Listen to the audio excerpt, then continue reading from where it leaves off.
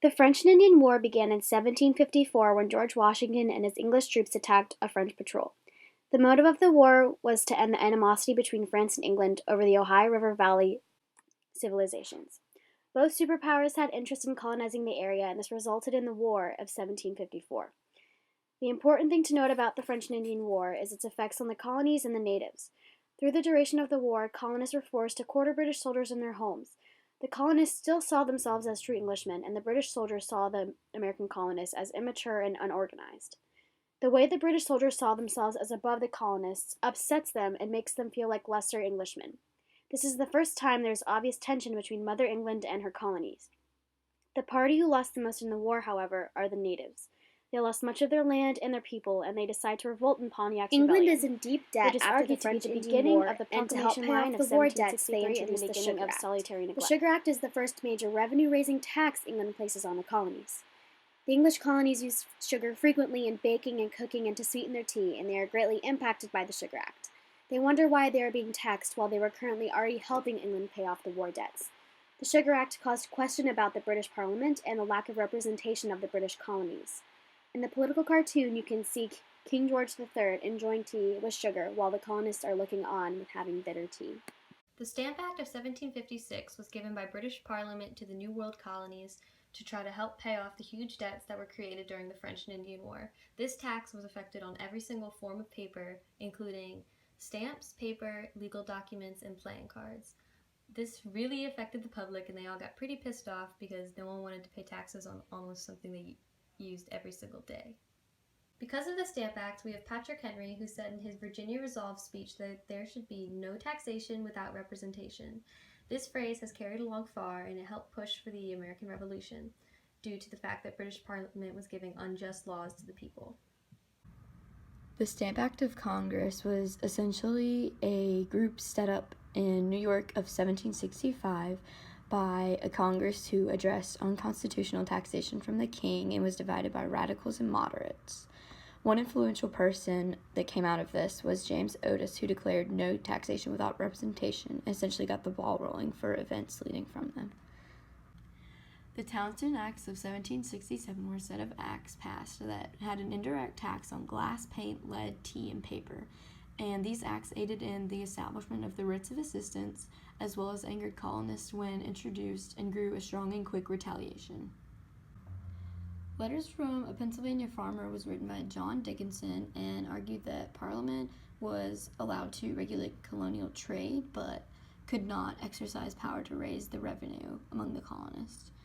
Also, it allowed colonists to feel approval towards Parliament's acts and decide upon which ones they would prefer to follow, and although it was ineffective, it started something among the colonists in disapproval. Boston Massacre, which took place on March the 5th, 1770, was a squad of British soldiers who had come to support a sentry who was being pressed by a heckling, snowballing crowd, and they let loose a volley of shots. Here's a picture of a colonial family with their snowballs that they were throwing at the sentry. The Boston Massacre is remembered as a key event in helping to passionate the colonial public towards the patriot cause. There were 5 male victims of the massacre, and one of them was Crispus Attucks, which is right here. And he was not only the first African American to die for the Revolution, but he was one of the first patriots to give his life for the cause as well. And this is just a picture of a news article that was from that era, and it was from that specific date. Next, we're going to be talking about the Boston Tea Party. In the Boston Tea Party, it was an incident where 342 chests of tea that had belonged to British East India Company were thrown from ships into the Boston harbor by American patriots disguised as Mohawk Indians. The Americans were protesting both a tax on tea, taxation without representation, and the perceived monopoly of the East India Company. The Boston Tea Party was the key event for the Revolutionary War, and with this act, the colonists started the violent part of the revolution. It was the first try of the colonists to rebel with violence against their own government, and the events following ultimately were a snowball effect. The Tea Party led to the Intolerable Acts and eventually to the First Continental Congress, which is what we'll be talking about in our next section. But first, here's a picture of colonists attacking a tax collector, and as you can see, they tarred and feathered him. This is showing that they dressed as Mohawk Indians, and this is them riding one of the 3 ships that was involved in the massacre. Okay, now on to the First Continental Congress. Delegates from each of the 13 colonies besides Georgia met in Philadelphia as the First Continental Congress to organize colonial resistance to Parliament's intolerable acts.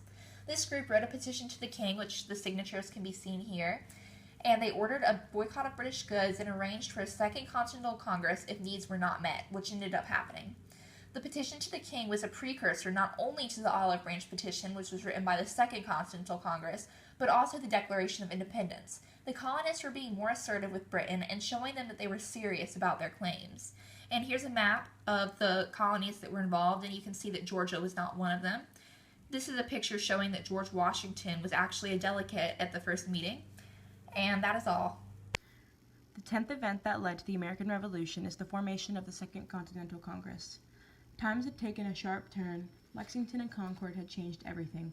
When the Redcoats fired into Boston crowd in 1775, the benefit of the doubt was granted. In May 1775, the Redcoats once again stormed Boston. The Second Continental Congress formed in Philly. In May 1775, the majority of delegates weren't seeking independence from England. The Congress approved the Olive Branch Petition. The delegates attempted peaceful resolution and loyalty to the crown. The king refused to receive that petition and instead declared colonies in a state of rebellion. KG3 then hired the Hessians, or German mercenaries, to bring the colonists under control. As hostilities grew, a yearning for independence increased. The 11th and final event that led to the American Revolution is the Battle of Bunker Hill. On June 13, 1775, colonial leaders besieging Boston learned that the British were planning to send troops out from the city to fortify the occupied hills surrounding the city, giving them control of Boston Harbor. In response, 1,200 colonial troops under the command of William Prescott stealthily occupied Bunker Hill. On daybreak of June 17th, the British became aware of the presence of colonial forces on the peninsula and mounted an attack against them that day. 2 assaults on the colonial positions were repulsed with significant British casualties. The third and final attack carried the redoubt after the defenders ran out of ammunition. The colonists retreated to Cambridge over Bunker Hill, leaving the British in control of the peninsula. The battle was a tactical victory for the British, but it was a huge turning point in British history, where it resulted in the writing of the Declaration of Independence. Colonists were so upset with British laws that they finally decided to secede from the country and wrote the successive document. This document was published on July 4, 1776, the day America became independent from the country of England.